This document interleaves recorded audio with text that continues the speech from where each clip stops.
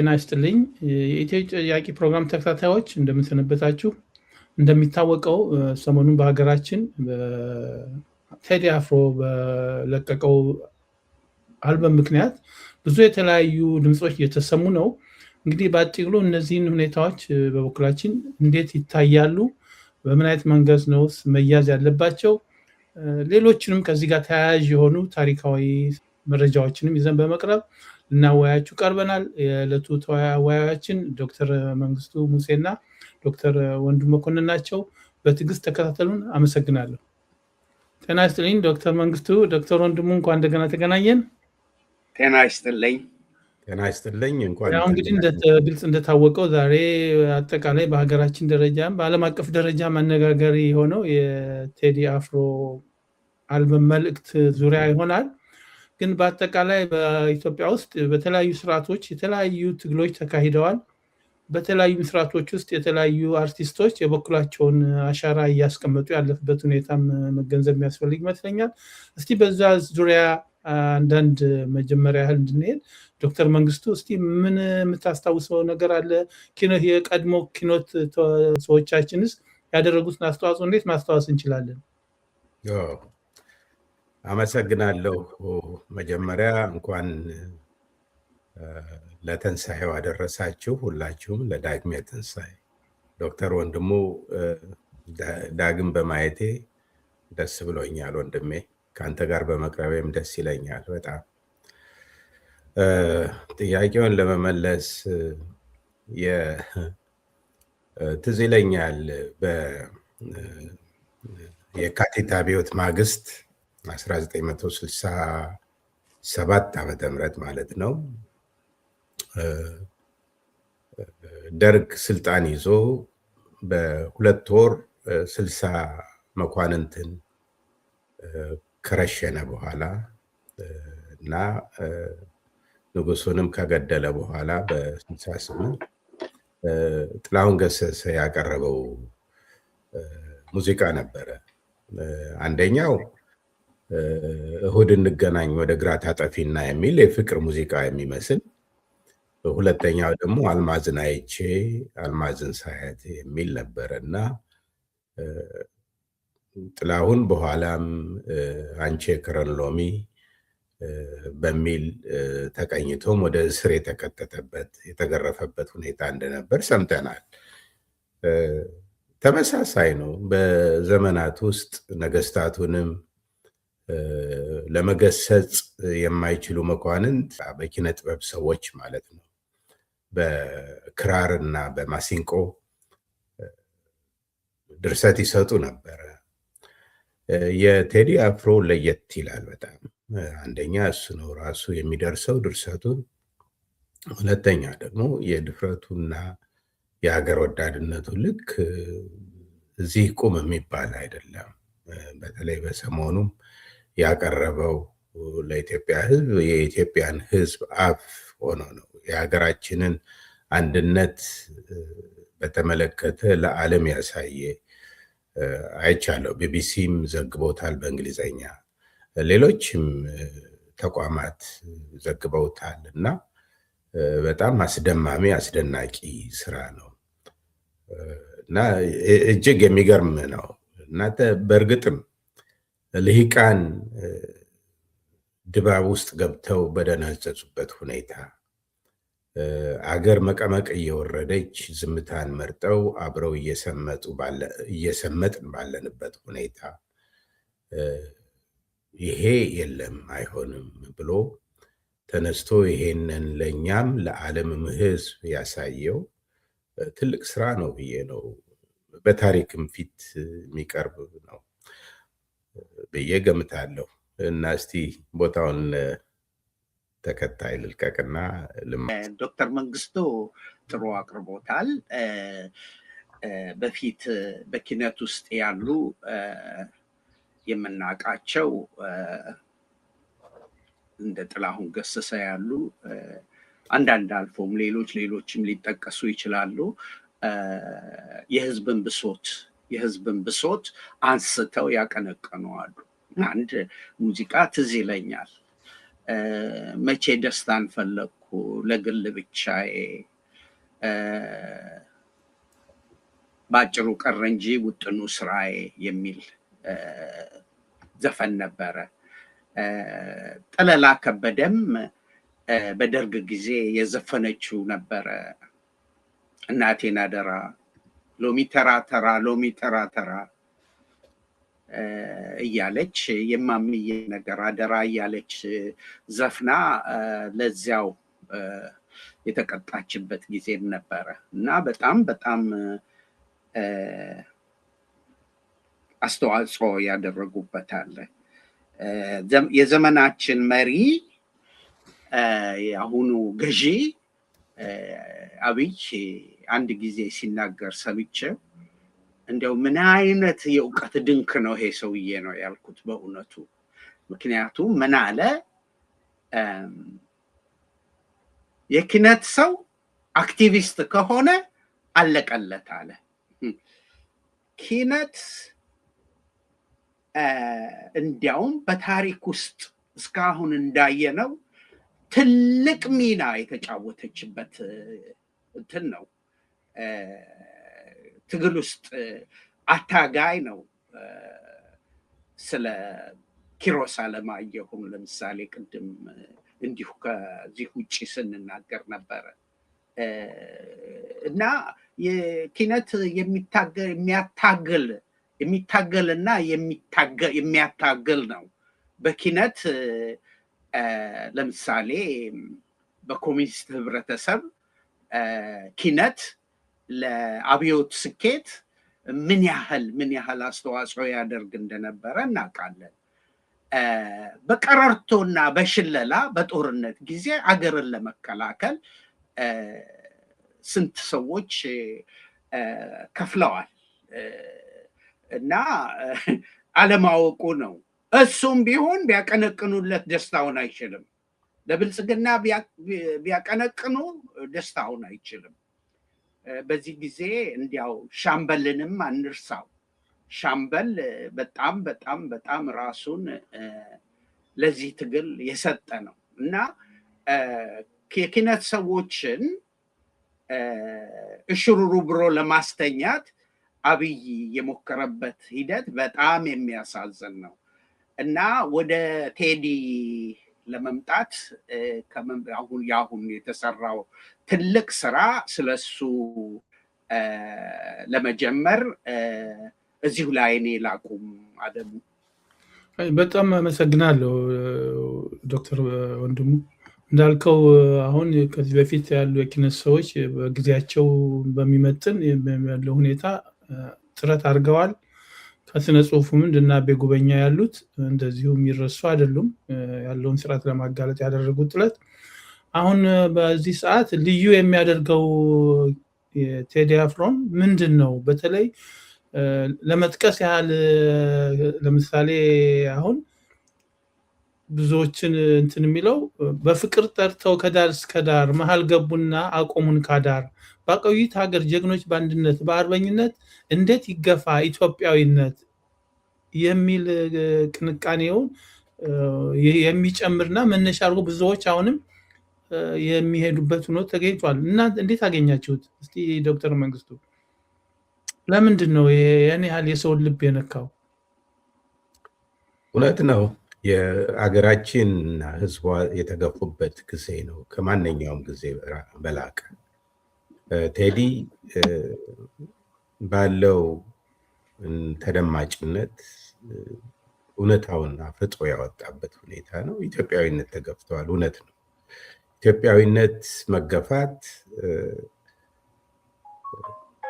አሁን በአማራ ክልል ለተነሳው ጦርነት አዲስ አበባ አትገቡም ተብለው የተከለከሉበት ሁኔታ ነበረ። ኢትዮጵያዊነትን ማግለል፣ ኢትዮጵያዊነትን መከፋፈል ይሄ ነበረ። አገራችሁ አይደለም። አዲስ አበባ ከተማ ውስጥ ሰንደቅ ዓላማ ለብሰው የሄዱ ሰዎች የተገረፉበት የተደበደቡበት ሁኔታን አይተናል። መኪኖች ቆመው የተለጠፈ የኢትዮጵያ ሰንደቅ ዓላማ ሲነሳ አይተናል። ይሄ ታሪክ እየተናገርን አይደለም፣ የውሸት ኔሬቲቭ አይደለም፣ እውነተኛ ታሪክ ነው። እውነተኛ አሁን በቅርብ ያየነው ይሄ ሁሉ የሆነ በዚህ ዘመን ኢትዮጵያዊነትን መግፋት መሀሉን ዳር ማድረግ እየታየ ነው። ለዚህ ደግሞ ብዙ እንትኖች አሉ፣ ምሳሌዎች አሉ። ለምሳሌ ዩጎዝላቪያ ሚሎሴቪች የተባለ ሰው ስልጣን ይዞ ዩጎዝላቪያውያንን አንድ በአንድ መግደል ሲጀምር አመፅ ቀጠለ። መጨረሻ ይዟት የቀራት ቤልግሬድን ነው ሰውየው እና ሌላውን የቤልግሬድን ከሌላው የነጠለበትና አሁን ዩጎዝላቪያ የምትባል ሀገር ጠፍታ 6 የተለያዩ ሀገሮች የተፈጠሩበት ሁኔታ አይተናል። ኢትዮጵያ እንደዛ እየሆነች ነው። ትናንትና በትግራይ ህዝብ ሲዘመት ህዝብ ላይ የተዘመተን ዘመቻ የቀን ጅብ በሚል አዋጅ አውጀው እንዳለ ህዝቡን በጠላትነት ፈርጆ ነው የዘመተ። ሚሊዮኖች አለቁ። ለዚያ ተጠያቂ ሁለቱ ዘረኛ ድርጅቶች ሊሆኑ እንደሚችሉ ምንም ማለት የሚያጠራጥር አይደለም።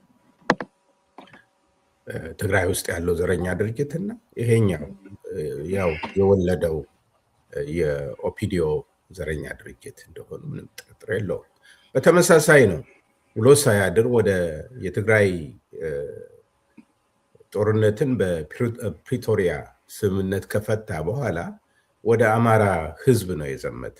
በህዝብ ላይ ነው ዘመቻው እና የአማራ ህዝብን እንዳለ በጅምላ የትግራይ ህዝብን የቀን ጅብ እንዳለ ሁሉ የአማራን ህዝብ እንዳለ ጽንፈኛ የሚል ስያሜ ሰጠው።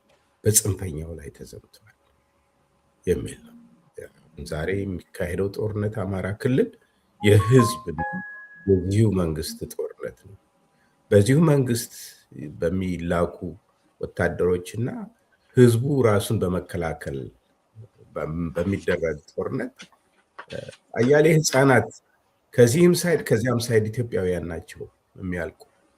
ትንንሽ ልጆች እጃቸውን ሲሰጡ የሚያሳዝን ሁኔታ ነው። እርቧቸው ምግብ በስስት ሲቀበሉ ማየት በጣም አንጀት ቆራጭ ነገር ነው። ይሄን ሁሉ የሚያደርግ ይሄ ሰው ነው።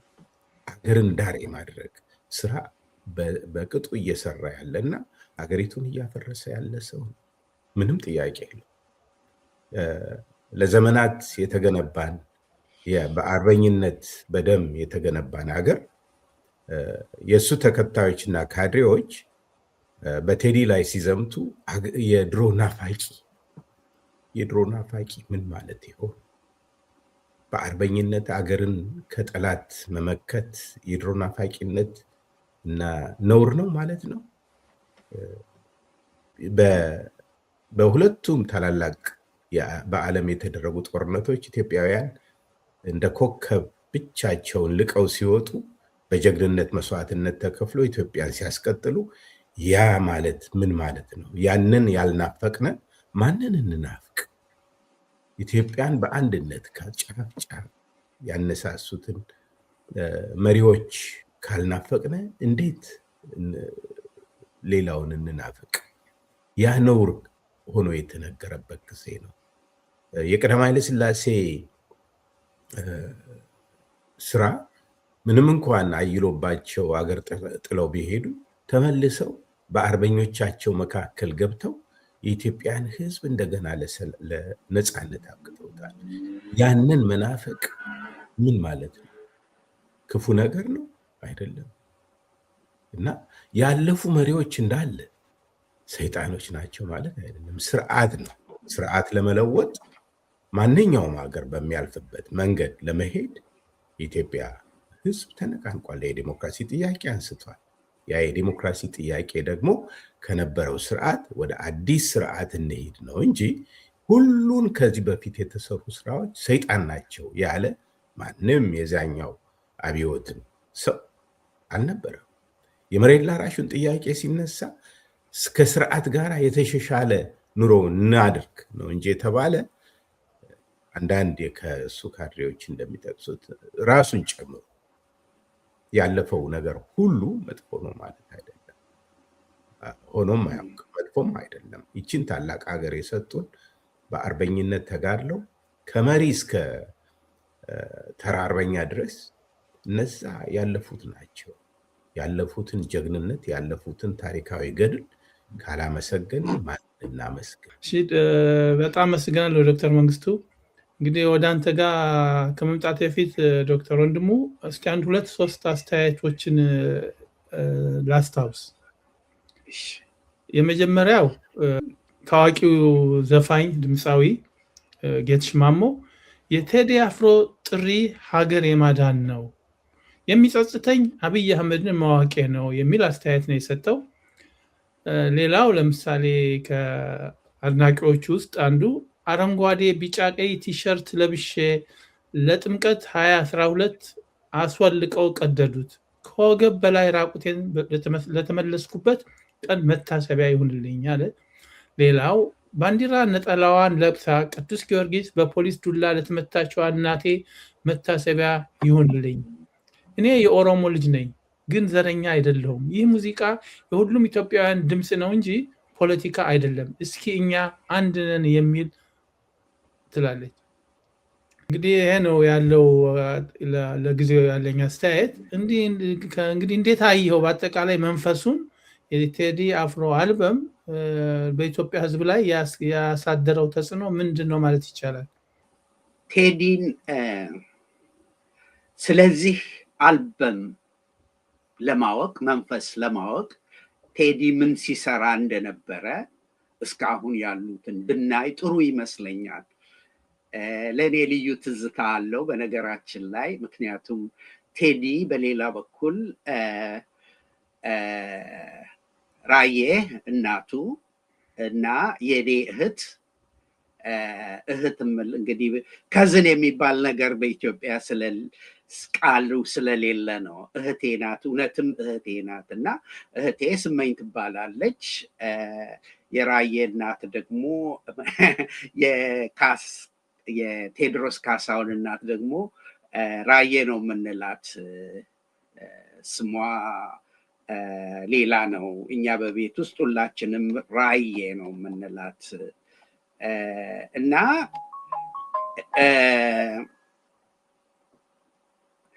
ራዬና ስመኝ ማለት ስመኝ የኔይቱ እህት የራዬ አባት እህት ናት። ስለዚህ በደንብ አንገናኝም፣ ቀጥታ ቤተሰብ ነን እና ገና የ3 እና 4 ዓመት ልጅ ሆኖ ነው የማውቀው። 4 5 ልበል። እንዲያውም አዲስ አበባ ዩኒቨርሲቲ ሳስተምር ገና 5 ዓመቱ ነው እና እናቱና እህቴ የያዙት አንዳንድ ጊዜ እኔን ለመጠየቅ ይመጡ ነበር እና የሚያስቀው እዚህ ላይ ነው። እኔ ኢትዮጵያን ስለቅ 11 ዓመቱ ነው ቴዲ። ከዚያ በኋላ ቴዲ ምን እንደሆነ አላቅም ነበር እና በኋላ ላይ ግን አንድ ቴዲ አፍሮ የሚባል ሰውዬ ወጣት በሬጌ ምት በጣም የሚገርሙ ዘፈኖችን ሲዘፍን ሰማሁና እንትኑን እገዛለሁ። ይሄ ምንድነው አልበሙን እገዛለሁ፣ አዳምጣለሁ። ግን ቴዲ ማን እንደሆነ አላቅም፣ በፍጹም አላቅም ነበረ። በጣም የሚገርም ታሪክ ነው ያለን እና በኋላ ጃ ያስተሰርያል የሚባል አልበሙን ሰርቶ እሱን ገዝቼ እንዲያውም ሰማሁት። እዛ ውስጥ ምን የሚል ግጥም ነበረ? በ17 መርፌ በጠቀመው ቁምጣ ፀጉሩን ያጎፈረው ዙፋን ላይ ሲወጣ እንደ አምናው በበቀል የአምናውን ከቀጣ አዲስ ንጉስ እንጂ ሌላ ለውጥ መቼ መጣ ብሎ ሲናገር ወያኔዎችን ከደርግ ባሳችሁ እንጂ ምንም ሌላ አዲስ ነገር አላመጣችሁልንም ብሎ ዘፍኖ ወያኔዎች አሰሩት። እናውቃለን። ወያኔዎች ወንጀል ፈጥረው አሰሩት። ያኔ ሰላማዊ ሰልፍ ወጣን። ሰላማዊ ሰልፍ ሌሎችንም የታሰሩትን እንትን ለማለት ሰላማዊ ሰልፍ ስንወጣ ራዬና ስመኝ አይተውታል ቪዲዮውን። ከዚያ ስንጨዋወት እኔና ስመኝ ራዬና እኔ እኮ አየን ቪዲዮውን ለቴዲ የወጣኸውን አለ። እኔ ቴዲን ትከታተያለሽ እንዴ አልኳት። ስላት ለምን አልከታተልም የራዬ ልጅ አይደለ እንዴ የምታውቀው አይደለ እንዴ ስትለኝ ደነገጥኩ። በጣም ነው የደነገጥኩት። ያ ትንሹ ልጅ ነው እንደዚህ ትልቅ የሆነው። በጣም የሚገርም ነው። ከዚያ በኋላ ይቅርታ ጠየቅኩኝ እና በጣም የሚገርም ልጅ ነው። ከዚያ በኋላ ያወጣቸው ዘፈኖች ሁሉ የህዝብን ብሶት የሚገልጹ ናቸው በሞላ እንዳሉ። ባለፈው ጊዜ የኪነት ሰዎችን አላሙዲ እየሰበሰበ ለኢህአዲግ ይመለምላቸው ነበር። ቴዲ እምቢ ነው ያለው። እምቢ አልዘፍንለትም አለ። የባሰውኑ ሲጎተጉቱት ሌላ ዘፈን አወጣ። ምን የሚል ነበረ ዘፈኑ? ዋሽቶ ለመኖር አፌ አይችልም ከቶ፣ ታምኖ ይኖራል እንጂ ያለውን በልቶ፣ ደልቶኝ የሞላኝ ኑሮ መኖር ባልጠላም፣ ገንዘብ ለማግኘት ብዬ አላጣም ሰላም። ይህ ዓለም ንዋይ ጭኖ ወርቁን በሙዳይ፣ ማርኳት ከረታት ነፍሴን ከሰጣት ጉዳይ፣ ህሊና ሲያጣ ሰላም ወርቅ አልማዝ ሞልቶ፣ ሳይተኙ ማደር ሊሆን ከራስ ተጣልቶ፣ ከዚህ ሁሉ ቅጣት ይሻላል ማጣት።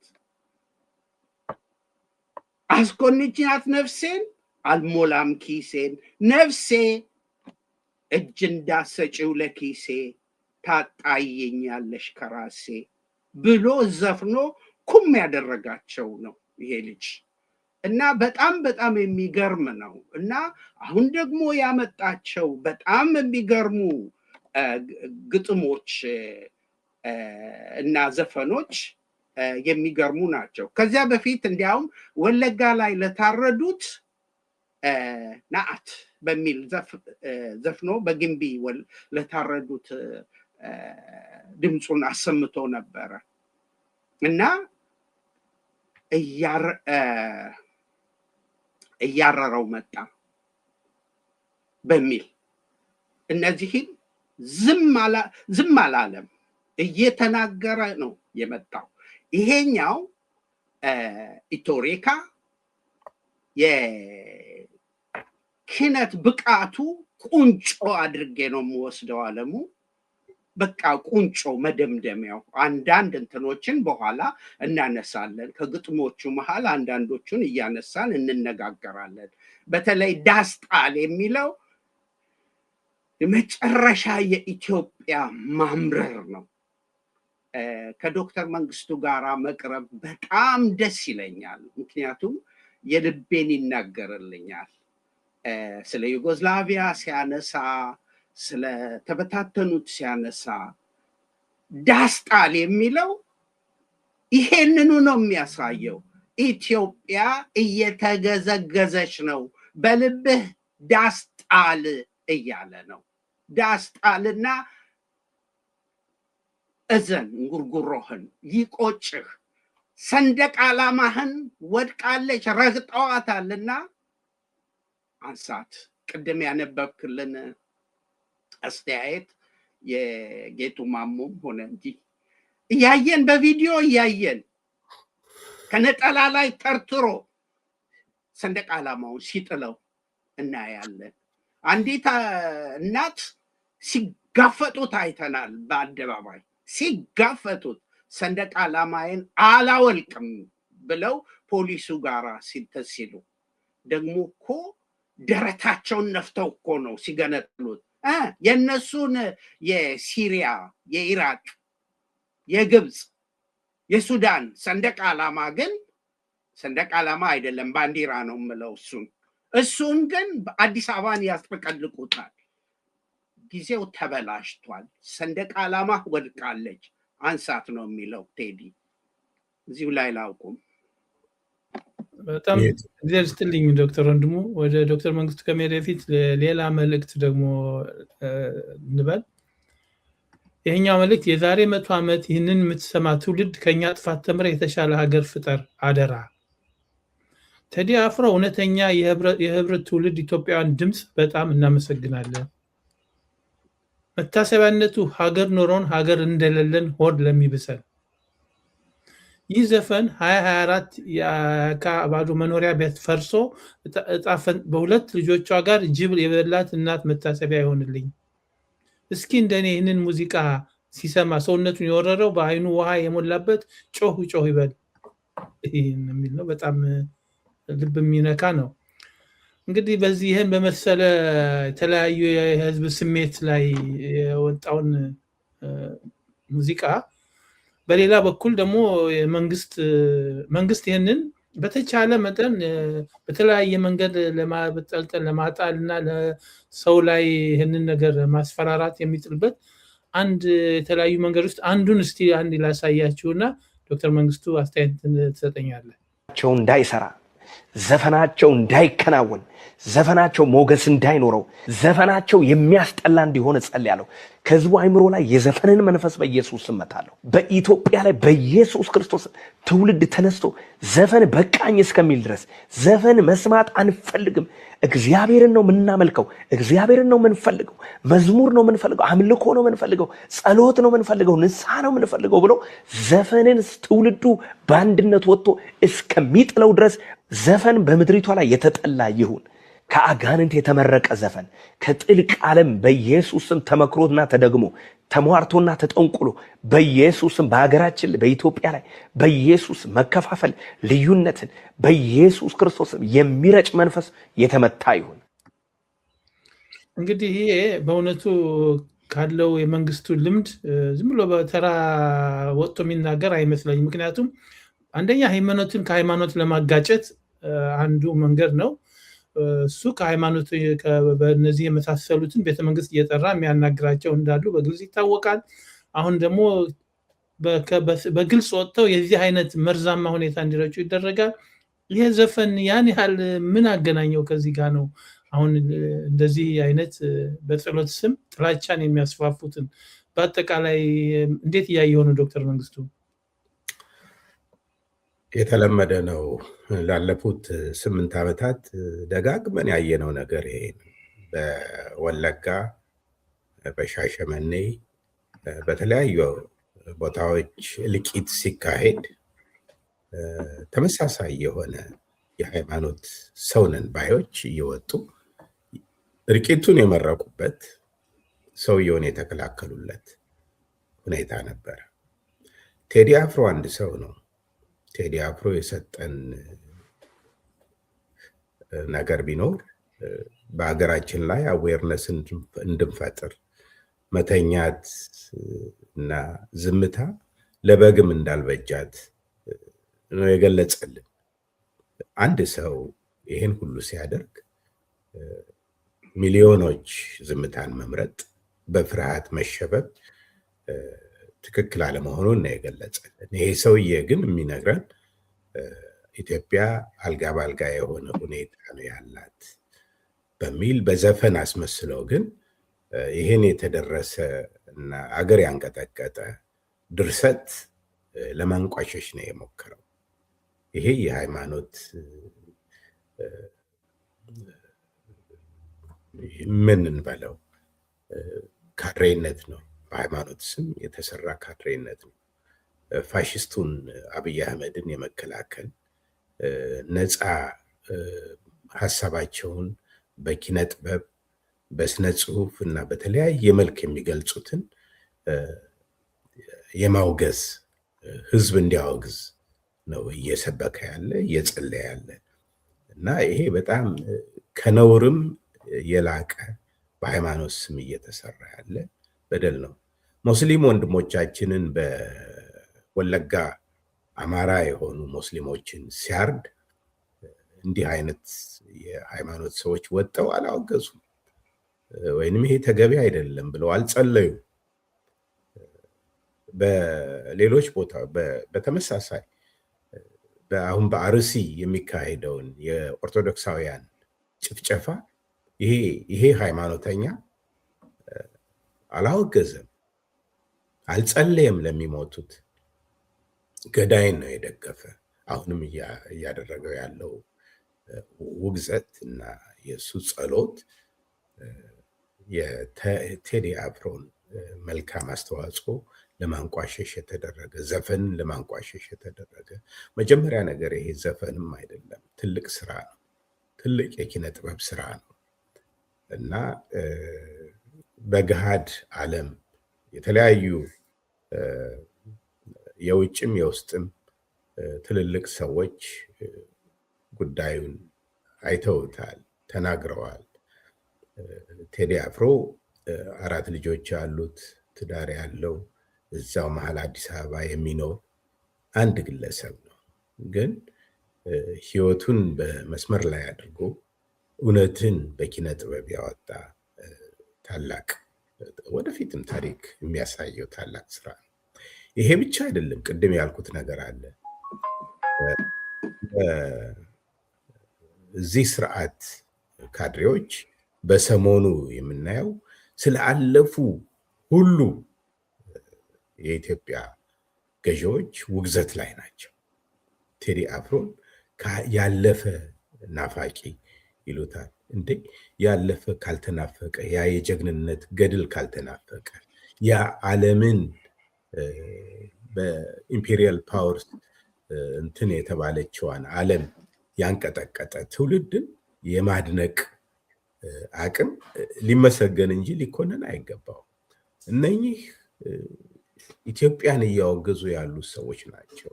ኢትዮጵያን የሚያንቋሽሹ ሰዎች ናቸው። ታላቅነትን የሚያዋርዱ ሰዎች ናቸው። የአድዋን ድል ሌሎቹ ጥቁር ህዝቦች እና ጭቁን ህዝቦች፣ የዓለም ህዝቦች ጎላ አድርገው በሚያነሱበት፣ እነዚህ ደግሞ የአድዋን ድል የሚያንቋሽሹ ሰዎች ናቸው። እነኚህ ዘረኝነት ብቻ አይደለም። እነኚህ ዘርን የማይተኩ የኦሮሞ ህዝባችን በተለያየ ገድሎች ታላላቅ ስራዎችን ከሌሎች ወንድሞቹ ጋር የሰራ ህዝብ ማለት ብቻ አይደለም፣ በተግባር የታየ የቅርቡ የጣሊያን ወረራን እነ ገረሱ ዱኪ፣ እነ በቀለ ወያ፣ እነ ጃጋማ ኬሎ፣ ሌሎችም በአርበኝነት የታገሉ እና ሀገራችንን ለነፃነት ያበቁ ጀግኖች አሉበት የተወለዱበት፣ እነ አብዲሳ አጋ፣ ሌሎችም። እነኚህ የራሳቸውን የካዱ እና ለጠላት ያደሩ ናቸው። በእርግጥም የነማን ሰዎች ናቸው ስንል የነ አባ ጆቢር ለጠላት አድሮ ህዝብ ያረደ፣ የወለጋው መስፍን ለጣሊያን አድሮ እነ ራስ ምሩን እጅ እንዲሰጡ ያስደረገ፣ የወጋ ያስወጋ፣ የካደ የእነኚህ ልጆች ናቸው እና እነኛ ደግሞ በታሪክ ፊት የተንቋሸሹ እንጂ ገድል የሰሩ ሰዎች አይደሉም። የአብይ አህመድ ካድሬዎች ቴዲ አፍሮን በክፉ ነገር ያነሱት መስሏቸው የድሮ ናፋቂ ይሉታል። አዎ የድሮ ጀግንነት ካልተናፈቀ፣ ኢትዮጵያን የሰጡን ታላላቅ ሰዎች ካልተናፈቁ ማን ሊናፈቅ ይችላል? እና እኔ የማየው እንደዚህ ነው። በጣም አመሰግናለሁ። እስቲ ወደሚቀጥለው ከመሄዳችን በፊት ውይይት ይህንን የውጭ ሰዎች እንዴት ያዩታል? ይህንን የቴዲን አልበም እንመልከተው አንድ ላይ። Ethiopia is trending all over the world. A popular Ethiopian musician called Teddy Afro is on it again. This is a legendary musical artist in Ethiopia and he is breaking the record. On YouTube, he has broken the record of one of his track hit 4.8 million views just in a day. Guys, the world is actually talking about this Ethiopian musician. Guys, this video is not in a way to promote hate or anything, or it's not about any political party. It is just a way to promote Ethiopian music. And if you align with this, do so well to share the video, like the video, and please subscribe to the channel. Let's take a look at the videos of reactions of people, Ethiopians reacting to Teddy Afro, how he broke the record. They said he is about to become the next Michael Jackson of Africa. Oh my God. Teddy Afro has been causing quite a storm in Ethiopia's entertainment scene. Ethiopian superstar singer Tewodros Kasahun, popularly known as Teddy Afro, has put Ethiopia on the global music map. Now, Ethiopia's biggest music star, Teddy Afro, is back with a new album which is making waves across the world. The album, Ethiopia, is named after the country of his birth, and Teddy hopes it will bring peace to his people. Once again, Ethiopians have proven beyond doubt that indeed they so badly wish for a united Africa, because through their legendary and iconic artist, Teddy Afro, who just dropped an amazing, mind-blowing album. Track number 2, called Etorika, is a combination of Ethiopia and Africa, which is a song that is out to promote unity in our beautiful Mama Africa. Let's enjoy this amazing masterpiece from the legendary Teddy Afro. Hey, okay, I like this. Yo!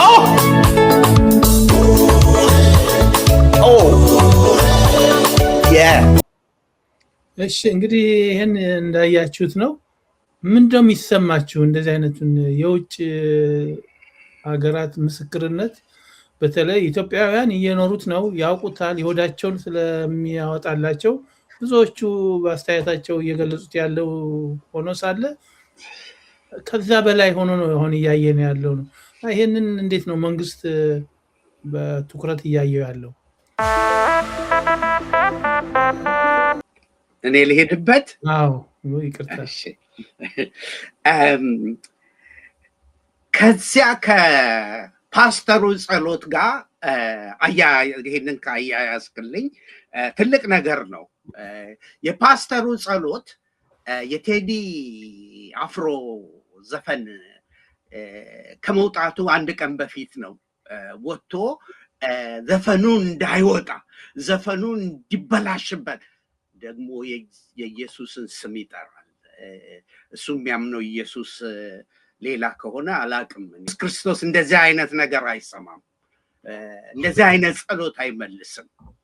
የተቃርኖ እንዲያውም በተቃራኒው እንዲህ አይነት በዓለም የሙዚቃ ቢልቦርድ ላይ አንደኛ የወጣ እና ከኢትዮጵያውያን አልፎ ዓለምን ያነቃነቀ ሙዚቃ ነው።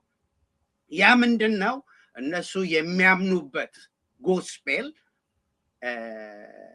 እኔና አንተ ሌሎቹ ኢትዮጵያውያን ክርስቲያኖች የሚያምኑበት ወንጌል መሆን የለበትም ማለት ነው። ምክንያቱም አንደኛ ለሰላም ነው እኛ የምንጸልየው፣ ለፍቅር ነው የምንጸልየው፣ ለአንድነት ነው የምንጸልየው። ዘፈን ይላል ደግሞ ዘፈን ይላል። ሌላውን እንዲያው ላለማለት አልሄድበትም እንጂ በአሁኑ ሰዓት የሚታዩት ፓስተሮች የሚገርም አይነት ነገር ነው። ወገናዊነታቸው የሚገርም ነው። ይሄ ሰውዬ እውን የክርስቶስ ተከታይ ነው? እነሱ እንደዚህ ለሱ የሚጸልዩት እና ዓለምን ያነቃነቀ ሙዚቃው ብቻ አይደለም። ሙዚቃው ሌላ ነው። 3 ዓመት ታስቦበት ተወጥቶ ተወርዶ ከዚህ ምንም ይሄንን በሲዲ አድርጎ ቢሸጠው ቴዲ ሚሊዮን በሚሊዮን ነው የሚሆነው። ግን በነፃ ነው 18 ሙዚቃዎችን የሰጠን። 18 ሙዚቃዎች ዳስጣል፣ ኢቶሪካ፣ ሳምነው፣ ተወዳጅ፣ ስምም፣ ጽዮን ሙሽራዬ፣ ቲንታጎ፣ መርከብ የሚል አለ፣ ታየኝ የሚል አለ፣ ያዞምባ የሚል አለ፣ ዘጸዳል የሚል አለ፣ መሪማ አሁን መሪማ ዝም ብሎ ይመስለናል። አይደለም። እያንዳንዱ መርከብም እያንዳንዱ ስለ ኢትዮጵያ ነው።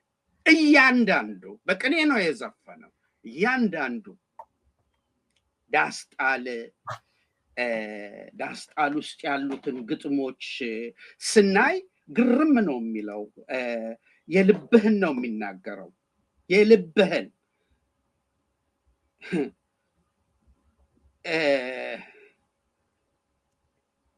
ምን ይላል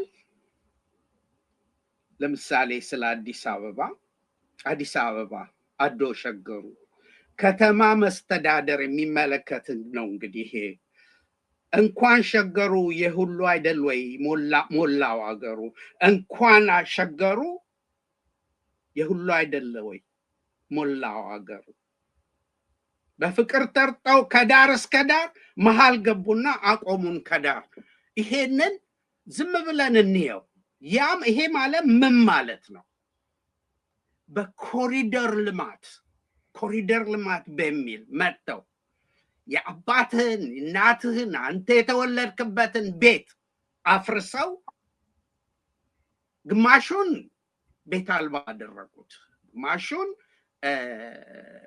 የሚገርም እንትን ነው የሚሰጡት አንድ ሰው እኮ ሲፈናቀል አንድ ሰው ቤቱ እንትን ሲል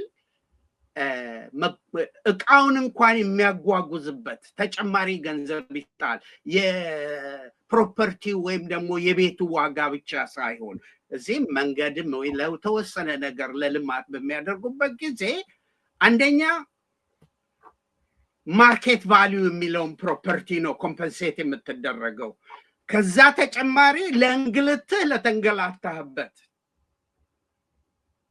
ካሳ ይከፈልሃል እንዲህ ነው የሚደረገው ዳሩ ግን እነዚያን አውጥተዋቸው ጎዳና ተዳዳሪ ግማሹን አድርገው ግማሹን ደግሞ አንጨቆረር ወስደው መሬት እዛ ታክሲ እንጂ አውቶቡስ የማይደርስበት ማንም የማይደርስበት ወስደው ጣሉት እነሱ መሃል ከተማ ጉባሉ ልብ በል ግማሹ ጎዳና ተዳዳሪ ነው ግማሹ ለገጣፎ ምናምን የሚባሉት አልፎ እዛ ተወርወሯል እዛ ሂደው እዛ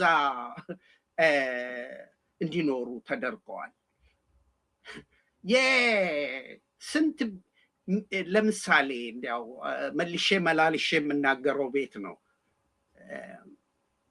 የነጋድራስ ተሰማ እሸቴ ታሪካዊ ቤት ነው እሱ በቢሊዮንም እንትን ቢል የሚገመት ቤት ነው አንደኛ ታሪካዊ ነው ሁለተኛ በግንብ የተሰራ ነው ሶስተኛ መሃል ከድሮ አገር ፍቅር ማህበር ጎን ነው የተሰራው ያ ቤት ያን ቤት ሲያፈርሱት የሰጧቸው ግምቱ 25 ሚሊዮን ነው ዛሬ እኮ 25 ሚሊዮን ማለት በኢትዮጵያ ምንም አይነት ቤት እንኳን ቤት ልትገዛ ምንም በቃ ምንም እሱን ገምተውታል እሱንም አልሰጧቸውም ነበር እስከ ቅርብ ጊዜ ድረስ ለልጃቸው እና ሴት ልጃቸው ሲንከራተቱ ነበር እሳቸውም ትልቅ ሴት ናቸው በአሁኑ ጊዜ እና ከዳ እነሱ ገብተው መሃል ገብተው ራሱ ወጡን በሚልበት ጊዜ እንትን አይደለም ይሄ ሊተራሊ ይሄ ነው የሆነው ሊተራሊ ወይ ጎዳና ተዳዳሪ ነው ያደረጉት ወይንም ደግሞ እዛ የትና የት ወስደው ወረወሯቸው እዚህ ጋር ኑሩ አሏቸው ምንም ውሃ የሌለበት ውሃ በሳምንት አንድ ጊዜ እኮ የሚመጣበት ሀገር ከተማ እኮ ነው ያለን መብራት እየጠፋ እንትን ግድብ ተሰርቶ መብራቱ እንትኑ አገር ሞልቷል ብሎ ነበር አይደል እንዴ ወሬዜት የታለ መብራቱ የአዲስ አበባ ህዝብ ጨለማ ውስጥ የሚሆንበት ጊዜ አለ እና እነዚህ እያንዳንዱ ዘፈን እያንዳንዱ ሙዚቃ ኢትዮጵያን ብሶት በአብዛኛው ሲገልጽ ሌላው ግን ተስፋ አለን ሊነጋ ነው ይላል ጀንበርን ስታይ በሁለተኛነት ደረጃ ያለ ትልቁ ብዙ ድምጽ ብዙ ምት ያገኘ እሱ ነው አንዱ ጀንበር ሊነጋ ነው ምክንያቱም ኢትዮጵያውያን በየቦታው እየታገሉ ነው አትችልም ኢትዮጵያውያንን በጉልበት እስከ መቼ ረግጬ ገዛለሁ ብለህ ስትፎክር ሰምተናል። ልንገርህ የብልጽግና ቁንጮ የሆንክ ሰውዬ እንኳን አንተ ደርግም ያንን ሁሉ ወታደር ይዞ ተባሯል። ወያኔም ገናም ልጆቻችን ትገዛናለች እያለች መቀሌ ገብታለች። አንተ ደግሞ ያላየኸው ነገር አለ። አማሮች ቁመው እየታገሉህ ነው። ብታምንም ባታምንም በአንተ ስም ኢትዮጵያን እየገዛሁ ነው የምትለው ኦሮሞ እየታገለህ ነው። ሰላሌ ሸዋ ውስጥ በአሁኑ ሰዓት ከመንግስት ቁጥጥር ውጪ ናት እያለ የእናንተ ጋዜጠኛ ሲናገር ሰምቻለሁ። ቁጥጥር ናት። ወደዚያ መሄድ አትችልም። በአይሮፕላን ካልሆነ በስተቀር ለምሳሌ ወደ ጎጃም መሄድ አትችልም። የሀገሩ ህዝብ ፍዳውን እያየ ነው። ያ አንተን የሚደግፍ ይመስልሃል? ኦሮሞ አንተ ጋር የቆመ ይመስልሃል? አንተ የቆምከው አፋፍ ላይ ነው። ትንሽ ስትገፋ ትደፋታለህ። ይልቅ መንገድህን አስተካክል ነው የሚልህ ቴዲ አፍሮ። ጀንበሯ ልትወጣ ነው፣ ልትጠልቅ አይደለም፣ ልትወጣ ነው። ሌላው ሰው ምናልባት በደንብ ያላየው መሪማ የሚለው ነው። መሪማ የሚናገረው ኢትዮጵያ ውስጥ እንጀራ ገመዳቸው ተቆርጦ ብዙ ወጣቶች ሴቶቻችን ወደ አረብ ሀገር ሂደው በግርድና የሚሰሩትን ሮሮ የሚገልጽ ነው። ያ ያንተ ማፈሪያ መሆን አለበት። ማፈሪያ ለብልጽግና ማፈሪያ ነው እሱ። ቴዲ ያንን አንስቶ ነው የህዝቡን ብሶት የሚገልጸው። ስለዚህ ዓለም ቢደነቅበት፣ ኢትዮጵያውያን ቢፈነድቁበት ይገባዋል። የሚገባው ነገር ነው። ያንተ ሟርት፣ ያንተ ጸሎት አልሰራም። ቴዲ በጣጥሶ አልፎታል። ቴዲ እኮ የዘፈነው ስለ ኢትዮጵያ ጽዮን ሙሽራዬ ሲል እኮ ኢትዮጵያዬን ነው ማለቱ ነው። ሊገባቸው አይችልም። ምክንያቱም እናንተ ሌላ ዓለም ላይ ነው ያላችሁት። ይሄ ብልጭልጭ የምትሰሩት አዲስ አበባን ሰልቅጣችሁታል፣ እናውቃለን። ሌሎችንም ከተሞች ለመሰልቀጥ የምታደርጉት መውተርተር የትም አያደርሳችሁም። ያንን እየነገራችሁ ነው። ቴዲ ተጠንቀቁ ነው እያላችሁ ነው። ብልጥ ከሆናችሁ አሁን ከጀመራችሁት ኢትዮጵያን ከማፈራረሱ ብትመለሱ ይሻላቸዋል። እንዲህ ዳምኖ የዘነበ እንደሆን የጎርፉ መሄጃ ቤት በኩል ይሆን? እንዲህ ጢሶ የነደደ እንደሆን ያመዱ መፍሰሻ ቤት በኩል ይሁን። ይሄ ማስጠንቀቂያ ነው። እግዚአብሔር ይስጥልኝ ያለሙ። በጣም አመሰግናለሁ ዶክተር ወንድሙ። እስቲ ዶክተር መንግስቱ አንተ ጋር ከመሄድ በፊት ተጨማሪ መልእክቶች እዚህ ጋር ዳዊት በአምላኩ እንደ ልቤ ተባለ፣ አንተ ደግሞ በእኛ በኢትዮጵያውያን እንደ ልባችን ነህ። ቴዲያችን የሁላችንንም ህመም ተነፈስክልን።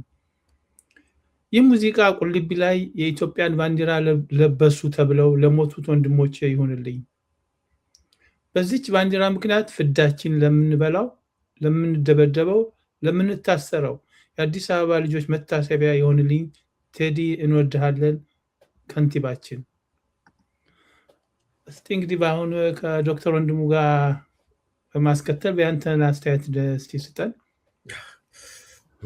መጀመሪያ ዶክተር ወንድሙ ያለውን ሁሉ ለማለት በጣም ከባድ ነው።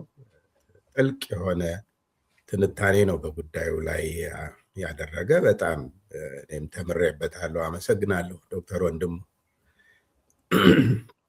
በተለየ ይሄ ሰውዬ ስለ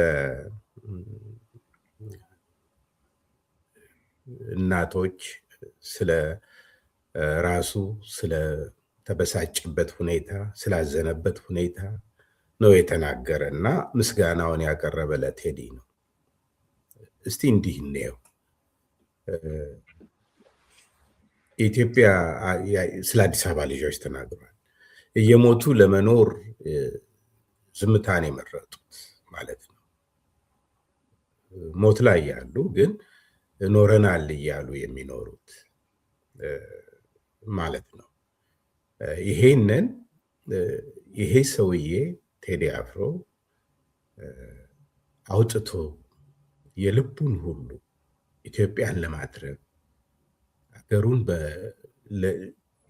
በአገሩ ላይ ያለውን አስተያየትና ብስጭት በዚህ መንግስት እየተደረገ ያለውን ግፍና መከራ በህዝብ ላይ በአገር ላይ እየደረሰ ያለውን አውጥቶ ተናግሯል። እኛ ብቻ አይደለም ዓለም ነው የተደነቀ እንዳየነው። እንግዲህ ያቺ ልጅ አንዲት ትራክ ብቻ 4.5 ሚሊዮን አድናቆት አግኝታለች። ዶክተር ወንድሙ ቅድም እንዳለው እንደዚሁ ተመሳሳይ አንድ ባየናቸው ሪፖርቶች ማለት ነው። ይሄ የአንድ ሰው አስተዋጽኦ፣ የአንድ ሰው ስነ ጽሁፍ፣ የአንድ ሰው ስራ፣ የአንድ ሰው በዘፈን መልክ የተገለጸ ግን የኢትዮጵያን ሪያሊቲ ያሳየ ስራ ነው እና የአዲስ አበባ ልጆች ታዲያ ቴዲ አፍሮ በጣም ጥሩ ኑሮ ያለው ሊኖረውም የሚችል የልጆች አባት ትዳር ያለው ጎጆ ቀልሶ የሚኖር እንደ ማንኛውም ኢትዮጵያዊ ነው እና እሱ ህይወቱን በመስመር ላይ ሲያስቀምጥ ሌላው ምን ያደርጋል? ጭቆናን መቀበል ራሱ ወንጀል እኮ ነው። ጭቆናን ይሆንብን ብሎ መቀበል በጣም ነውርም ነው።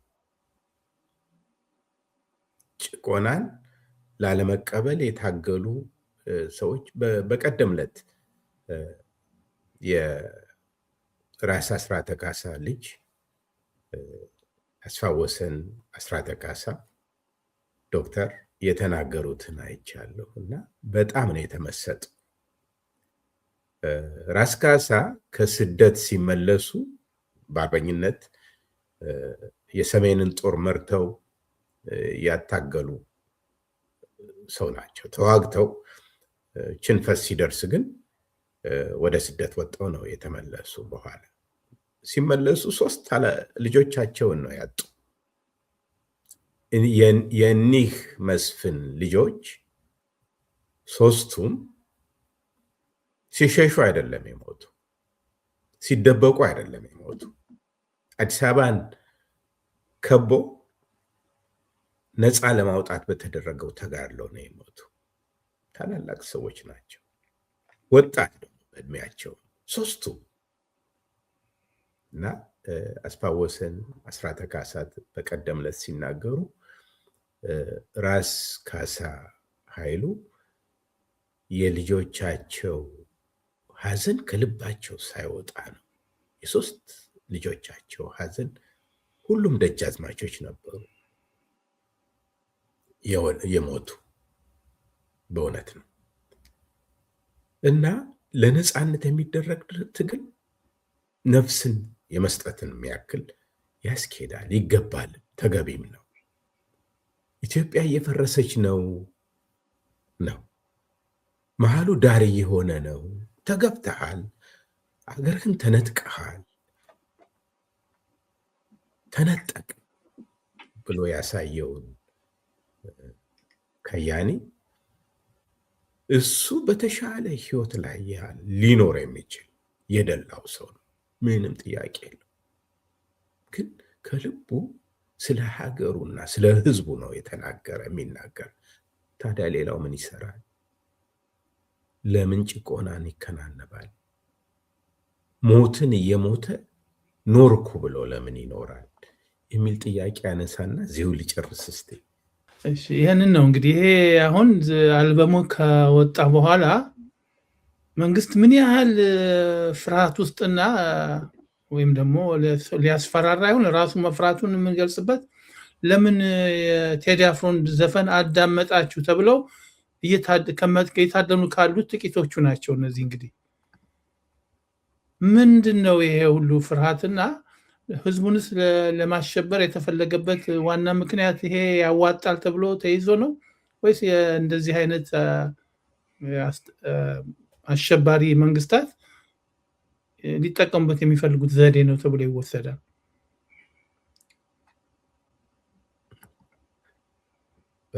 ዶክተር ወንድሙ እስቲ እንዴት ምን ማለት ይቻላል? አሁን ይሄንን ዘፈን አዳመጣችሁ ተብለው ያ ብቻ ሳይሆን ከፎቶግራፋቸው ጋር ለማሳሳትና ለማምታታት የመሳሪያና እንትን ያለው አንድ ሰው አብሮ ለማቅረብ ተሞክሯል። እዚህ ላይ ታየው እንደምታዩት ይሄኛው ምን አገናኘው? እነዚህ ዘፈን ከሚሰሙ ሰዎች መሃል ይህንን መሳሪያውን ሌላ ነገር ሁሉ ከእስር ቤት ተገኘ ለማስባል የሚሰራው ፖለቲካ ምን ያህል እንደወደቀ ነው የሚያሳየንና እስቲ ባጭሩ ባንተ በኩል ምን ታስባለህ? ቅድም የነሱን ኤቢሲ የነሱን ዜና ሳዳምጥ ነበር የራሳቸው እና 138 ነው ያሰሩት እስከ ዛሬ ድረስ መጽሐፍ እንትኑን ማነው ሙዚቃውን ሰማችሁ ብለው ሙዚቃው ተሰማ ብለው ምን የሚል አለ አንድ ግጥም ፈሪ ፈራና ሲፈራ ጊዜ የሚስቱን ወዳጅ አደረገው ሚዜ ይባላል። ፍርሃት ነው ይሄ ቴረር ወይም ደግሞ ሽብር።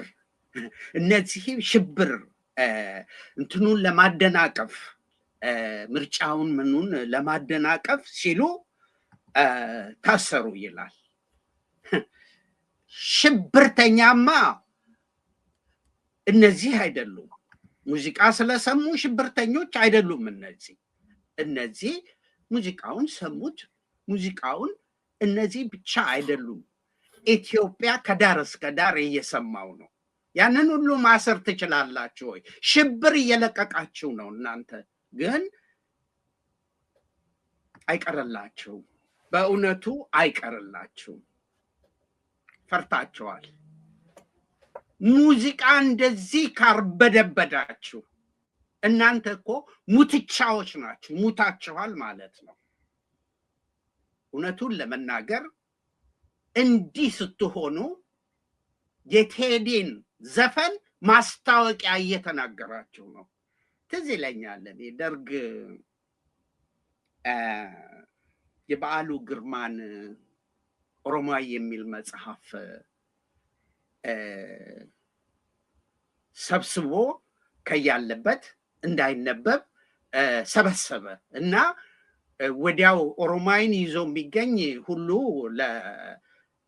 ለመታሰር ሁሉ ችግር ነበረ። ምንድነው የሆነው? ህዝብ እንደምንም ሙቶ ተሟሙቶ ያንን መጽሐፍ አነበበው። እኔ ራሴ ጉዳይ አልነበረም መጀመሪያ ላይ።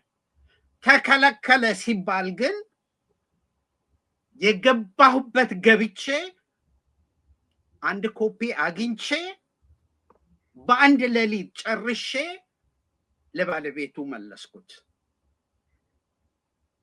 ሉክ ይብስብሃል፣ አንተ መውጊያውን በወጋኸው ቁጥር ይብስብሃል። በአንተ ነው የሚበስብህ። የሰውን ልብ በማሸበር ሳይሆን የምታሸንፈው በፍቅር ነው። በፍቅር ካልቻልክ በሽብር በማሸበር አሸንፋለሁ ብለህ ካሰብክ ሞኝ ነህ አንተ። ሙትቻ ነህ አንተ። ሙትቻ ድሮውንም ሙታለች። ሞት እንዲሁ በከንቱ ስሙ ጠፋ ይባላል። የእናንተ ስርዓት ሲገረሰስ እንዲያው ስርዓቱ ሲገረሰስ ለስሙ ነው እንጂ ኦልሬዲ ስርዓቱ ኢትዮጵያን እየተቆጣጠራት አይደለም። አዲስ አበባ ሙዚቃው ተሰማ ተብላችሁ ምን ነው 4 ኪሎ እያለ የሚጨፍር የኦሮምኛውን ዘፋኝ ለምንድን ነው ዘፈኑን ያላገዳችሁት? ስድብ እኮ ነው እዛ ውስጥ ያለው። ቦሌ አቦሌ እያለ ሁሉም የኛ ነው፣ በቁጥጥራችን ስር ነው፣ የኦሮሚያ አካል ነው እያለ ሲዘፈን ህዝብን ከህዝብ የሚያጋጭ ሌላው ዋጋ የሌለው በሽለላ ብቻ አገር እንትን አትልም እያለ የሚጨፍረውን ምነው አላሰራችሁት? እሱ 4 ኪሎ እያለ የሚጨፍር አለ አንድ ሰው፣ ምነው አላሰራችሁት? እሱ ምነው እሱን የሚሰሙትን ሰዎች አላገዳችሁም? ለምንድን ነው ያንን ያላቆማችሁት? እና ፍርሃት ነው፣ ስለፈሩ ነው። ስለፈሩ ምን ያደርጋሉ? ሽብር ይነዛሉ። በነገራችን ላይ ዛሬ አንድ ዜና ሳዳምጥ ነበረ። አቲክ እስቄል ገቢሳ ፕሮፌሰር እስቄል ገቢሳ ነው እሱ። 2 ዘፋኞች ኦልሬዲ ዘፈን እንዲሰፍኑ እያንዳንዳቸው 10 ሺህ ብር ተሰጥቷቸው በኦሮምኛ ዘፈን እንዲዘፍኑ በአስቸኳይ አድርገዋል። በ3 ዓመት የተሰራውን የሚገለብጥ ዘፈን ዘፍናችሁ ከመጣችሁ ጥሩ፣ ምን ችግር አለው? የሚሰማላችሁ ይኖራል ወይ? የኦሮሞ ልጅም አይሰማችሁም። ቅድም አንድ የኦሮሞን ልጅ ስሰማው ነበር፣ ሳዳምጠው ነበረ፣ ጓደኛ ልኮልኝ ቴዲን ሲያደንቀው ነበረ። ሀጫሉን ገድላችሁብን አለ። ሀጫሉን ገድላችሁብን፣ ድምፅ አጥተናል። የኦሮሞ ዘፋኞች ፈርቁጭ ብለዋል። ጠላቸውን እየጠጡ ነው በየመንደሩ እየዞሩ እያለ በየብትኑ እየዞራችሁ ጠላችሁን እየጠጡ። እንግዲህ ሰብታይትል ተደርጎ ነው የማነበው።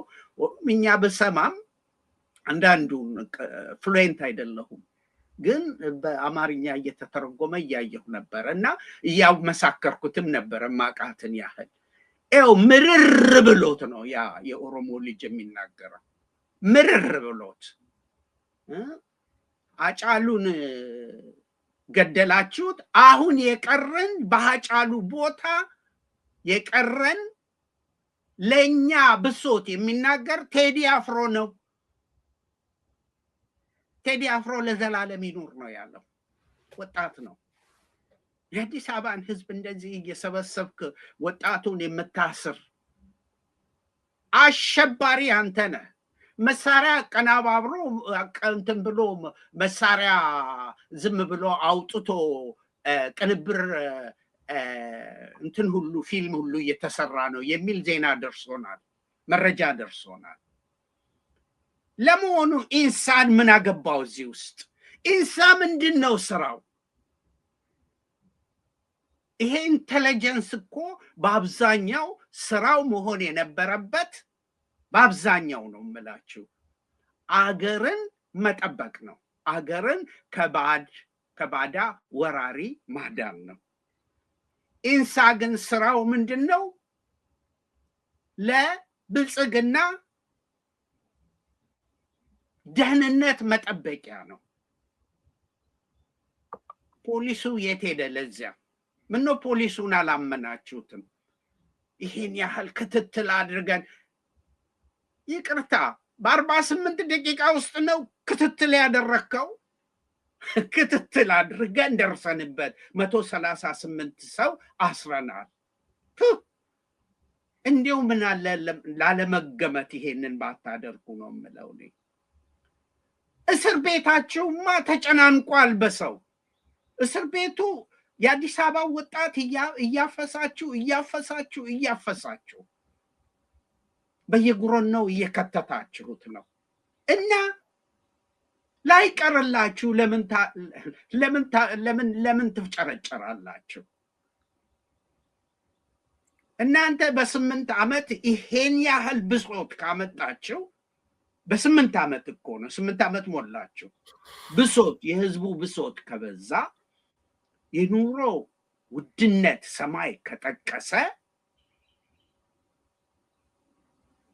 ፍትህ አፈርዲሜ ከጋጠች፣ ህዝብ ይነሳል። ህዝብ ይነሳል። ይሄንን እወቁ። አመጽ ይነሳል። እስካሁን አመጹ ዳር ነው። አመጹ ጎጃም ነው፣ ጎንደር ነው፣ ወሎ ነው፣ ሰሜን ሸዋ ነው። አመጹ ወለጋ ነው። እንዲሁም ደቡብ ውስጥም አመጽ አለ። ከስር ከአዲስ አበባ ይነሳብሃል። ምንም ልታደርግ አትችልም። 8 ሚሊዮን ህዝብ ውስጥ 6 ሚሊዮን ከተነሳብህ ያንን ሁሉ ገድለህ አትጨርስም። ተቀምጦም መሞት ነው። ልብ በሉ፣ ተቀምጦም መሞት ነው። ታግሎ መሞት አይሻልም? ታግሎ መሞት እኮ ነው የሚሻለው። ባይሆን አንድ ሰው ጋር ትተናነቃለህ። ከመሞትህ በፊት ቁጭ ብለህ አዋሽ 40 ተወስደህ በወባ ከምትሞት ተናንቄ ብሞት ይሻላል የሚል ደረጃ ላይ ደርሳል። ይሄ ህዝብ ብሶታል። የሚበላው የለውም። አብዛኛው በየጊዜው ኢንፍሌሽኑ በቀን ነው ኢንፍሌሽን የሚወጣው። እናንተ ስንዴ አመረትን ትላላችሁ። የት አለ? እናንተ ነዳጅ አመረትን ብላችኋል። የት አለ? የት አለ? ሰው በመንፈስ አይኖርም። በመንፈስ ብቻ አይኖርም። ማቴሪያል የሆነ ነገር ማግኘት አለበት። እሱን አላቀረባችሁለትም።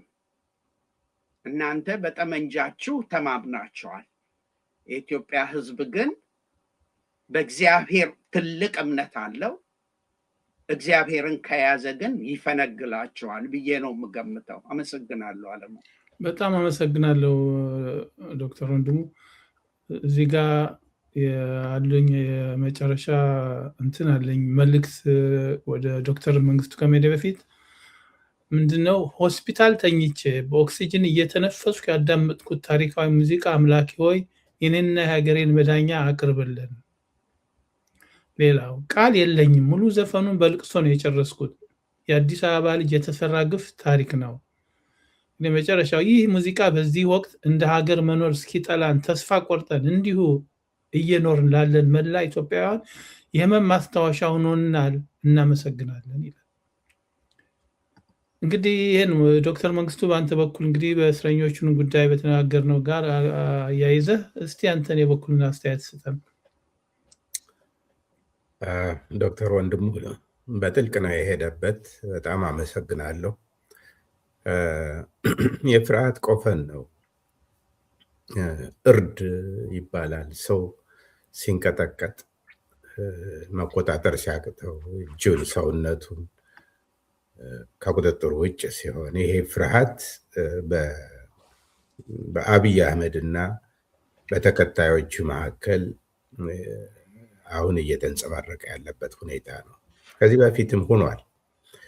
የቅድም ዶክተር ወንድሙ ያጫሉ ሁንዴሳን ሞት በተመለከተ የተናገረው ጉዳይ አለ። አዎ ያኔም ተቃዋሚ ነኝ። አብይ አህመድ ወደ ስልጣን ከመጣ ጀምሮ አንድ ቀን ሰፖርት አላደረኩትም። አንዳንዴ ጽንፍ የለቀኩ ይመስል ነበረ ለራሴ። የሆነ ሆነው አጫሉን በገደለበት ሰሞን ገና የብዙ ሰው ድጋፍ ያልተለየው ሰው ነበረ። ይሄው ሰውዬ በአንድ ድንጋይ መልቲፕል የሆነ ጥፋት ነው ያጠፋ። ትዝ ይላቸዋል እነ ጃዋር ሐሰት ነው እሱ ነው የገደለው በሚሉበት ሰዓት አዲስ አበባ እሱን ገለው ሬሳውን ተሯሩጠው ወደ ትውልድ ሀገሩ ነው መሄድ ያለበት በሚል ራሳቸው የሰሩት ቲያትር ነበረ። በዛን ሰሞን የሆነውን እንግዲህ ሻሸመኔ ላይ ያየነው ነው። በመላ ኦሮሚያ የራሳቸው ወታደሮች እየተነሱ አድርጎ የተባሉትን ሁሉ ጭፍጨፋ አድርገዋል። ህዝብ ለማጋጨት ያልሰሩት ስራ አልነበረም። በተለይ ሻሸመኔ ላይ ያደረጉት ፍጅት የታርጌት የተደረጉት የቢዝነስ ተቋማት ሁሉ ቀደም ብሎ ተጸንቶ የተሰራ ስራ ነበረ። አሉም አላደሩም። እነ ጃዋርን ደግሞ ይቃወሙናል የሚሉትን ወደ እስር ቤት ነው የወረወሯቸው። እና ይሄ ሰው ሰይጣን ለጥሩ ነገር ሳይሆን ለክፉ ነገር አስቦ የመጣ ስራ የሚሰራ ነው።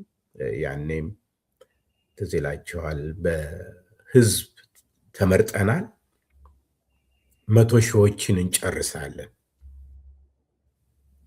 እኔ አይቻለሁ። አሁን የፕሬዚደንት ዶናልድ ትራምፕ ሲመረጥ ላንድ ስላይድ ነው አሜሪካ ውስጥ የተመረጠ። ከፍተኛ ቁጥር ካገኙት ፕሬዚዳንቶች አንዱ ሆነ። ተወዳዳሪው ደካማ በመሆኗ በተቃራኒ በኩል ያለው የፖለቲካ ድርጅት የሰራቸው ስህተቶች ማለት ነው። አሁን ተገልብጦ ዶናልድ ትራምፕ ከስልጣን ይውረድ የሚል የአብዛኛው ህዝብ እንትን እየተስተጋባ ነው። ዴሞክራሲ ማለት ይሄ ነው። አጭበርብረው ያገኙትን ምርጫ አሸንፈናልና 100 ሺዎችን እንጨርሳለን ብለው አዲስ አበባ ውስጥ የፈረደበት የአዲስ አበባ ህዝብ በኮሪደር ልማት በሚባል ቧልት አስወግደውታል። ዴሞግራፊ ለመቀየር ብዙ ስራ ሰርተዋል።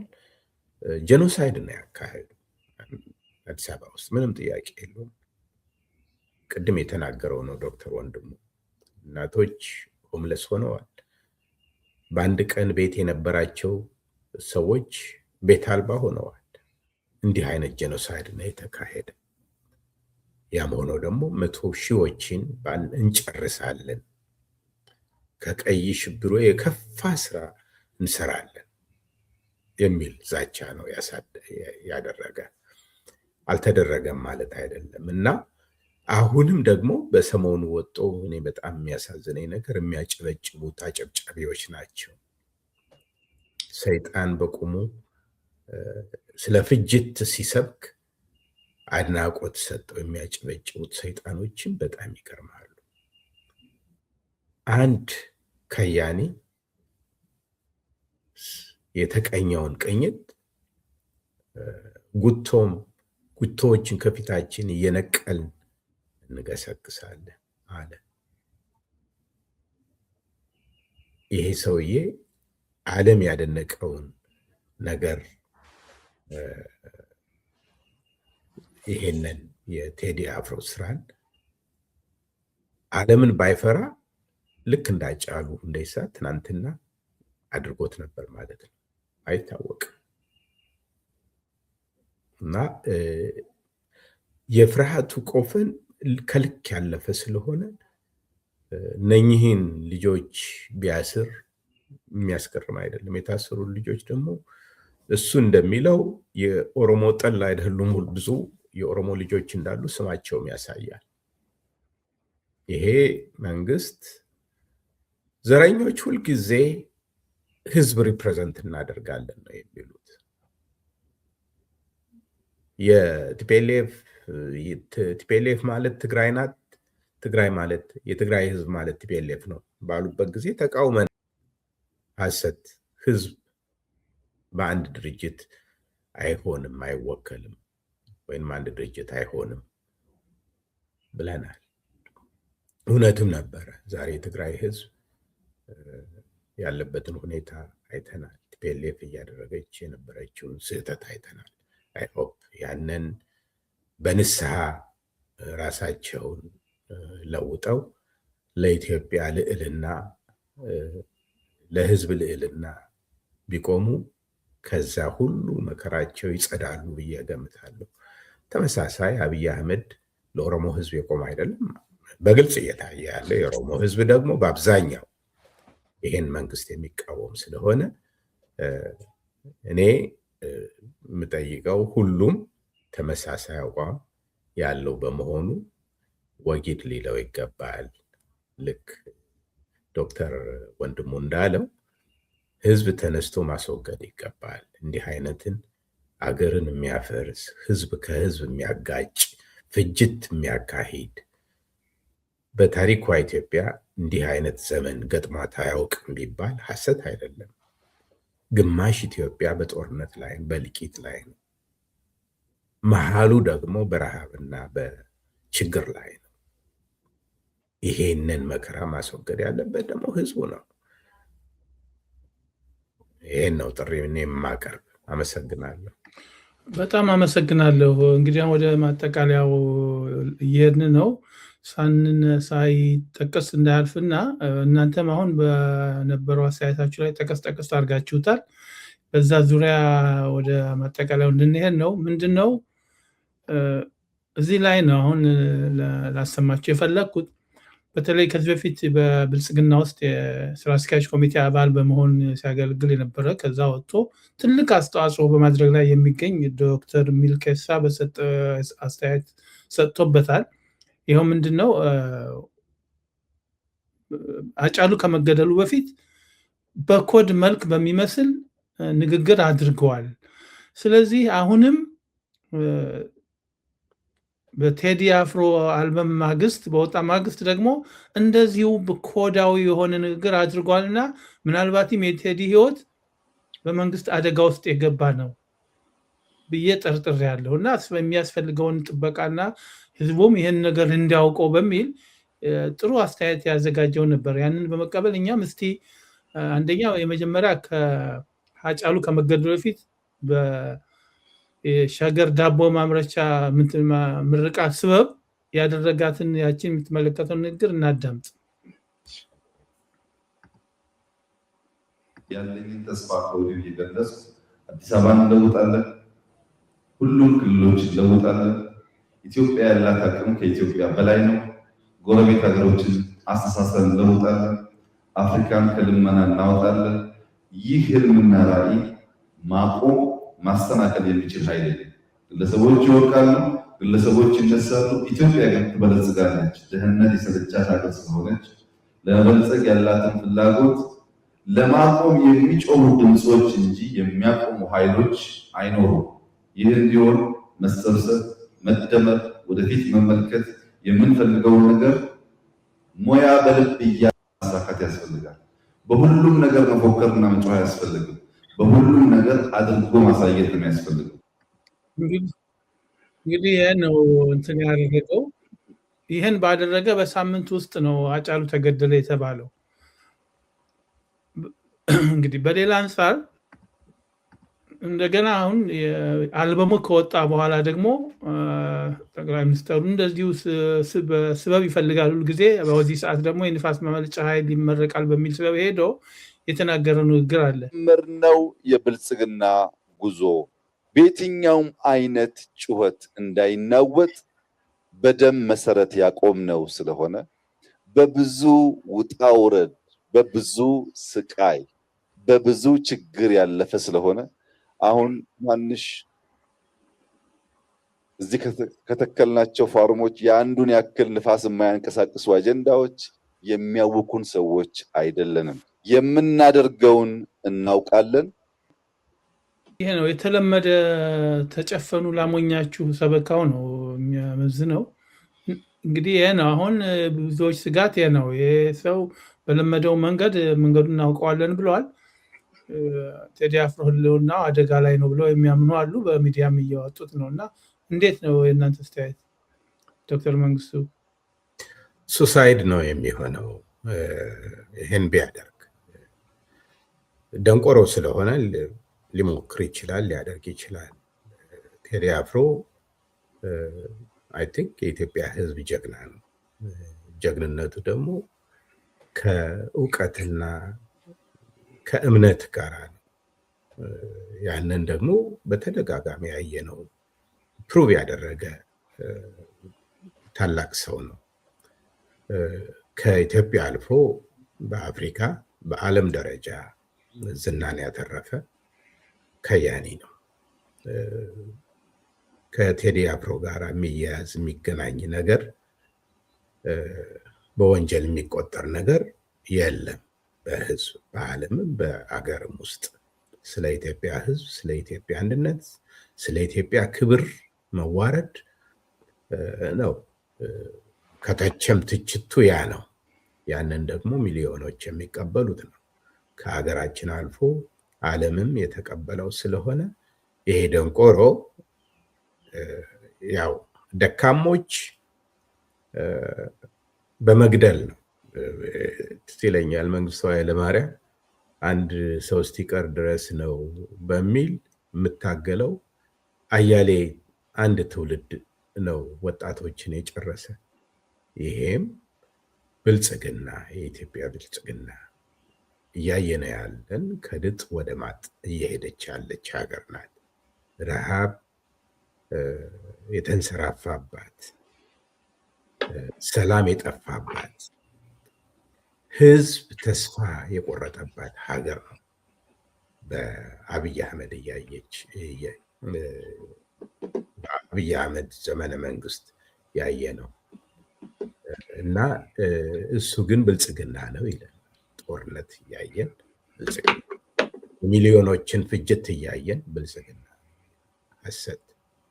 የሆነ ሆኖ እንዲህ አይነት ደንቆሮ ሰው ወደ ሌላ ቫዮለንስ ሄዶ አንድን ግለሰብ ለማጥፋት ቢነሳ በዚህ ሰዓት በጣም ትልቅ ስህተትና ለራሱ ሱሳይድ ይመስለኛል። በዓለምም ቴዲ አንድ ሰው ነው፣ ምንም ያለምንም ጠባቂ አዲስ አበባ አንድ ቤት ውስጥ የሚኖር ልጆች የሚያሳድግ ግለሰብ ነው እና ግን ስራውና ተግባሩ ግን ዓለምን ያስደመመ፣ ዓለም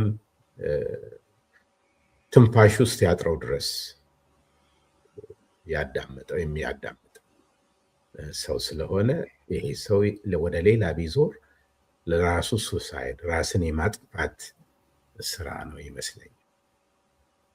በጣም አመሰግናለሁ። እስቲ በዚህ ላይ አቶ ወንድሙ እንዲሆነ ማጠቃለሉ። ሶሪ ዶክተር ወንድሙ። It doesn't matter for heaven's sake. ብዙም አልጨነቅበትም። እንዲያውም እኔ የለንደን ህዝብ በሞላ ወንድምዬ ነው የሚለኝ። ዶክተር ሚልኬሳ ብዙ መረጃዎችን ሰጥቶናል። በውስጣቸው ስለነበረ ያውቃል፣ የሚሉትንም የሚያደርጉትንም ያውቃል። በጣም በጣም የሚያውቅ ሰው ነው እና ይሄ በተለየ እንደ ጉቶ ነቅላቸዋለን ያለው ፉከራ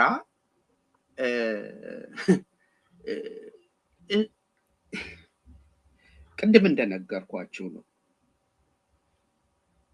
ፍርሃት ነው እንደዛ የሚያደርገው። ፍርሃት ስለሆነ ማስፈራራት፣ መፎከር። ዶክተር ሚልኬሳ ሲናገር ምን ብሏል? የሆነ ለቅሶ ይሁን እዛ ላይ ተገናኙ መሰለኝ በብዛት ብልጽግናዎች። ለኢትዮጵያ 130 ሚሊዮን አያስፈልጋትም አለ አንድ ቦታ። 130 ሚሊዮን አያስፈልጋትም፣ 50 ሚሊዮን ይበቃል ብሏል። 50 ሚሊዮን ምን አርጎ ሊጨርሰው ነው ያንን ሁሉ ያሰበው? እንግዲህ ጦርነት አንስቶ በየቦታው ልክ ማልቱዚያን ቲየሪ ያነበበ ይመስለኛል ይሄ ሰውዬ አይደል? በጦርነት በበሽታ መፍጀት እና ቁጥሩን ማኔጅ ማድረግ። አንድ የነሱም ዶክተር ማን የሚባል አሁን ስሙን ረሳሁት፣ ስለ አማሮች ሲናገር ምንድን ነው ያለው? these people are too many አለ። from 30 million we should bring them down. በእንግሊዝኛ ነው እንደው we should bring them down to something like 250,000 a manageable size ብሏል። ይሄ አረመኔነት ነው፣ አውሬነት ነው። እንደዛ አይባልም የሚለውንም አያውቅም ይሄ ሰውዬ።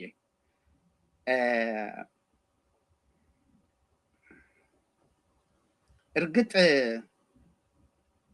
ዶክተር መንግስቱ እንዳለው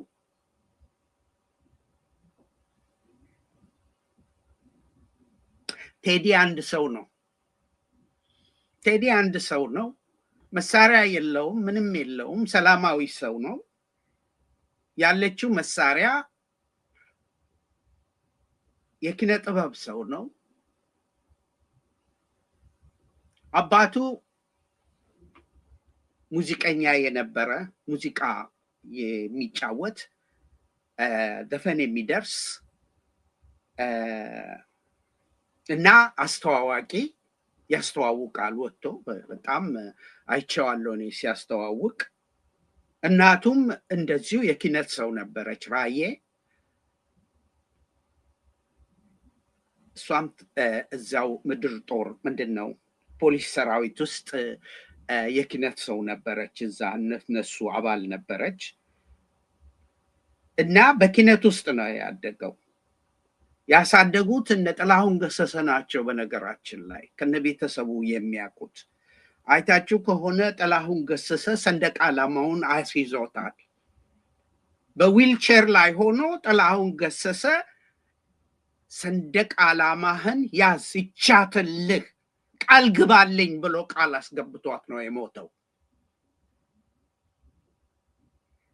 ሄሌና አለው ቴዲ አፍሮ። ያለው መሳሪያ አንድና አንድ ብቻ ናት፣ እሷም ኪነት ናት። አርቲስት ነው፣ የዘፈን አርቲስት ነው፣ ግጥም ደራሲ ነው፣ ዜማ ደራሲ ነው ቴዲ።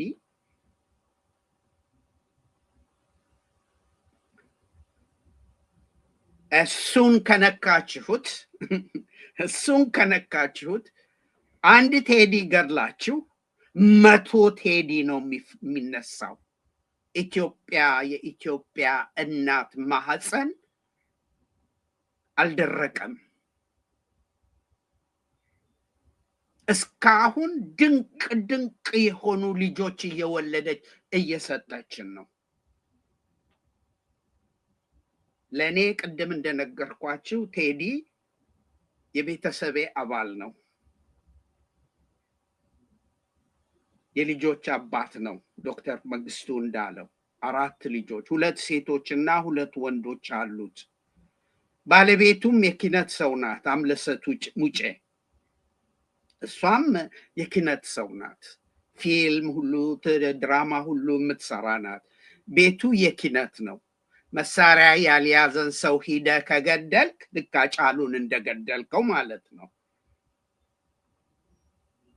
የኢትዮጵያ ሕዝብ ይፋረድሃል፣ መጨረሻ አያምርም። አንድ ጊዜማ ስታታልለን እንዲህ ብለህ ነበረ አብይ አህመድ አሊ፣ መግደል ሽንፈት ነው ብለሃል። ግን እስካሁን እየገደልክ ነው። ፉከራ አቁሙ። ፉከራ አያዋጣችሁም። ፉከራ ቡካታችሁን ነው የሚያሳየው።